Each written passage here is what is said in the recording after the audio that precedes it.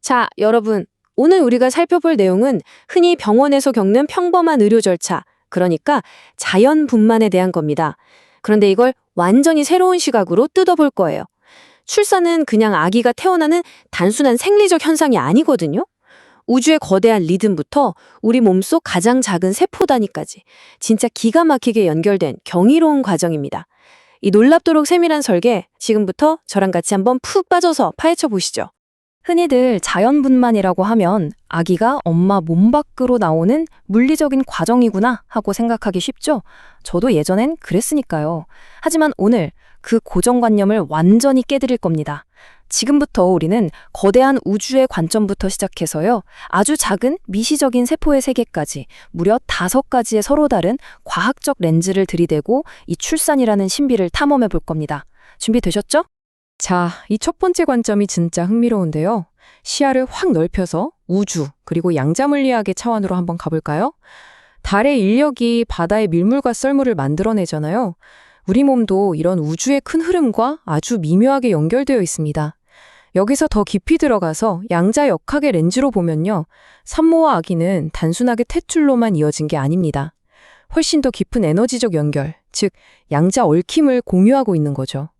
엄마의 자궁 수축과 아기의 움직임이 마치 하나인 것처럼 즉각적으로 반응하면서 완벽한 타이밍을 찾아가는 겁니다. 진짜 경이로운 에너지 상호작용 아닌가요? 이제 신경과학적으로 렌즈를 한번 돌려보죠.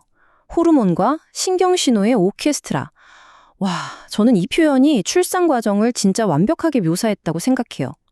산모의 뇌와 몸에서는 그야말로 수많은 호르몬과 신경신호들이 터져 나오는데 이게 그냥 막 나오는 게 아닙니다. 마치 교향악단이 연주하는 것처럼 진짜 기가 막힌 타이밍에 맞춰서 상호작용하거든요.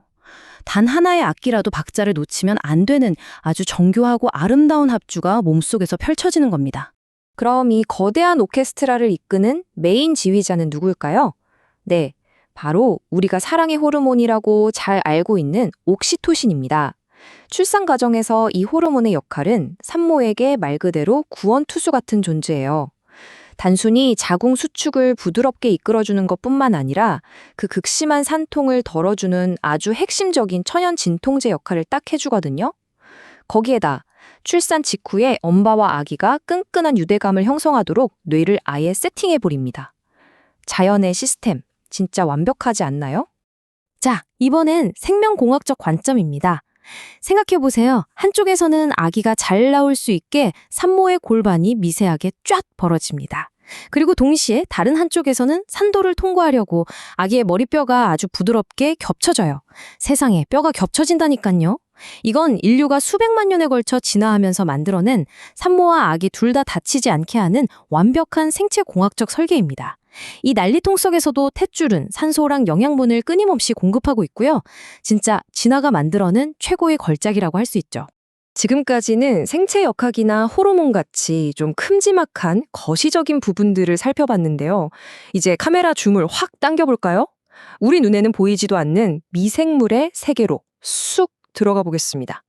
아기가 좁은 산도를 뚫고 나올 때 과연 그곳에서는 어떤 은밀한 교환이 일어나고 있을까요? 여기서 오해하시면 안 되는 게 지금 우리가 어떤 출산 방식이 더 낫다, 나쁘다를 따지려는 게 전혀 아닙니다.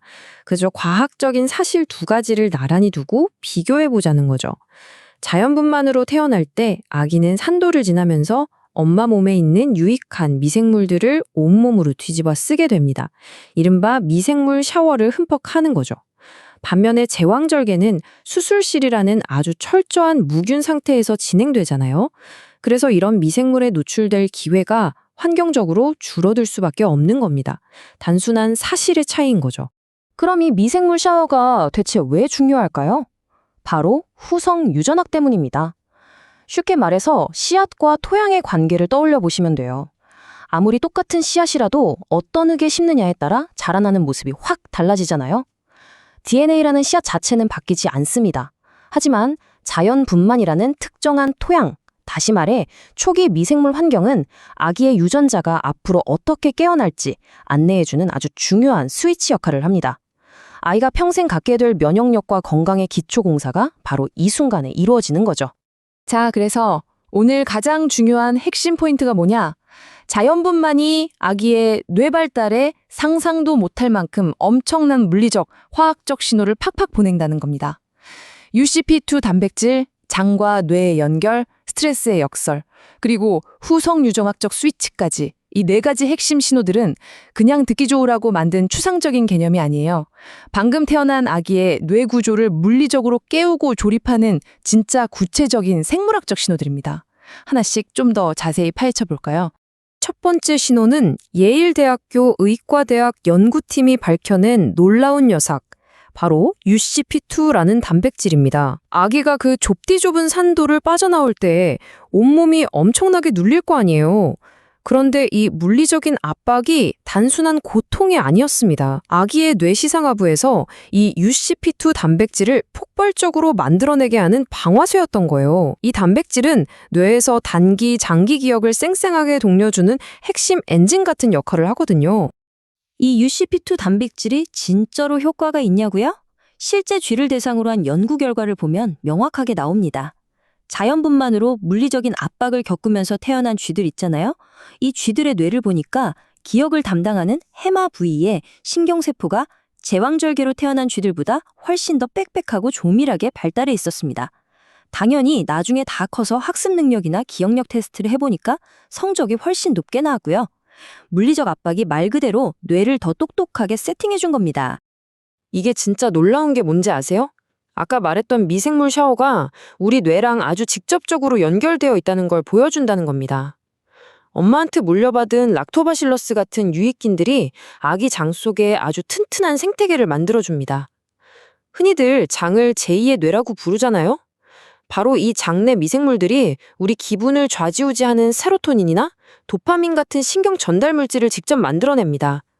결국 건강하게 미생물 샤워를 하는 것 자체가 나중에 ADHD나 자폐 스펙트럼 같은 신경 발달 문제가 생길 위험을 낮춰주는 든든한 방패가 되어준다는 거죠. 자, 여기까지 들으셨으면 아마 머릿속에 이런 질문이 하나 떠오르실 겁니다. 한번 아기 입장에서 생각해 볼까요? 숨도 막히고 뼈가 짓눌리는 그 좁은 산도를 통과하는 과정. 이 극심한 물리적 스트레스가 방금 태어난 연약한 아기한테 사실 너무 가혹하고 위험한 거 아닐까? 우리는 보통 스트레스는 무조건 나쁜 거라고 생각하잖아요. 과연 아기에게도 그럴까요? 정답부터 말씀드리면 단호하게 아닙니다. 바로 여기서 그 유명한 스트레스 호르몬의 역설이 등장합니다.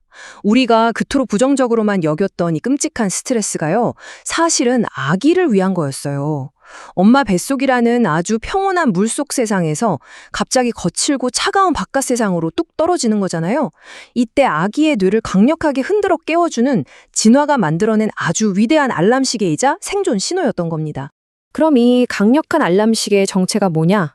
바로 카테콜아민이라는 스트레스 호르몬입니다. 아기가 그 극한의 스트레스를 받을 때 몸속에서 이 호르몬 수치가 확 치솟거든요. 그러면 진짜 마법 같은 일이 벌어집니다. 아기 폐 속에 가득 차 있던 양수가 순식간에 싹 흡수되면서 첫 호흡을 할 수 있게 준비를 쫙 해주고요. 뇌로 가는 피의 양을 폭발적으로 늘려서 모든 감각을 예리하게 깨워줍니다. 심지어 잠시 산소가 부족해져도 뇌세포가 죽지 않도록 든든한 방어막까지 쳐줘요. 그야말로 스트레스가 생명을 살려내는 기적인 거죠.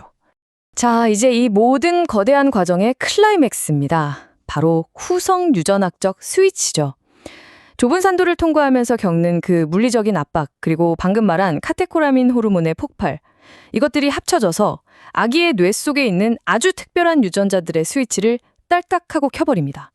일단 이 스위치가 한번 켜지면요, 아기는 앞으로 평생 살아가면서 어떤 스트레스를 받아도 훨씬 더 유연하게 이겨내고 몸속에 염증이 생겨도 스스로 조절할 수 있는 엄청난 회복력을 갖게 됩니다.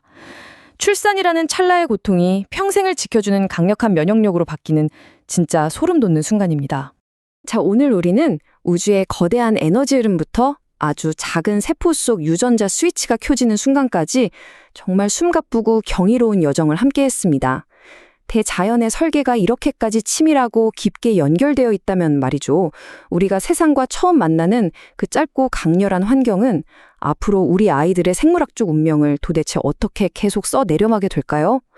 오늘 함께 나눈 이 놀라운 통찰이 여러분께 새로운 호기심을 안겨드렸길 바랍니다. 끝까지 들어주셔서 정말 감사합니다.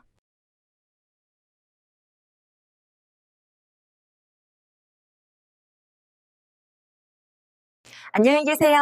다음에 또 뵙겠습니다. 네, 안녕히 계세요. 감사합니다.